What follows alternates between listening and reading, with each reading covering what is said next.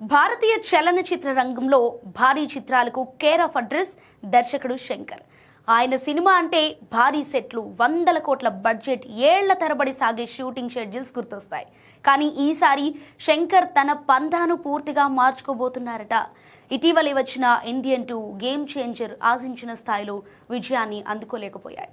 కానీ ఈ నేపథ్యంలో ఎలాగైనా బాక్స్ ఆఫీస్ వద్ద సాలిడ్ కంబ్యాక్ ఇవ్వాలని శంకర్ డిసైడ్ అయ్యాడు. అందుకే తన డ్రీమ్ ప్రాజెక్ట్ అయిన వేల్పారిని పట్టాలెక్కించడానికి కంటే ముందే ఒక క్విక్ యాక్షన్ థ్రిల్లర్ను తెరకెక్కించడానికి సిద్ధమవుతున్నట్లు తెలుస్తోంది. ఓ టాలెంటెడ్ యంగ్ హీరోలతో పవర్ఫుల్ యాక్షన్ థ్రిల్లర్ను ప్లాన్ చేస్తున్నాడట. అయితే కేవలం 70 రోజుల్లోనే ఈ సినిమా షూటింగ్ మొత్తాన్ని కంప్లీట్ చేయాలనేది శంకర్ ఆలోచనగా తెలుస్తోంది. శంకర్ మార్క్ కమర్షియల్ హంగులతో ఉంటూనే సరికొత్త స్క్రీన్ ప్లే ఆధారిత కథాంశంతో ఈ సినిమా సాగునుందట. ఈ ప్రాజెక్టుకు సంబంధించిన అధికారిక ప్రకటన జూలైలో వచ్చే అవకాశం ఉందని టాక్. మరి ఈ సినిమాతో హిట్ కొట్టి ఆ తర్వాత తన డ్రీమ్ ప్రాజెక్ట్ వేల్పారిని పట్టాలెక్కించారని చూస్తున్నాడట.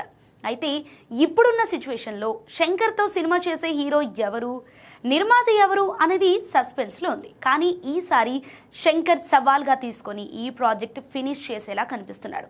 అయితే శంకర్ లాంటి విజనరీ దర్శకుడు ఇంత తక్కువ సమయంలో సినిమా పూర్తి చేస్తాడా అంటే వెయిట్ చేయాల్సిందే.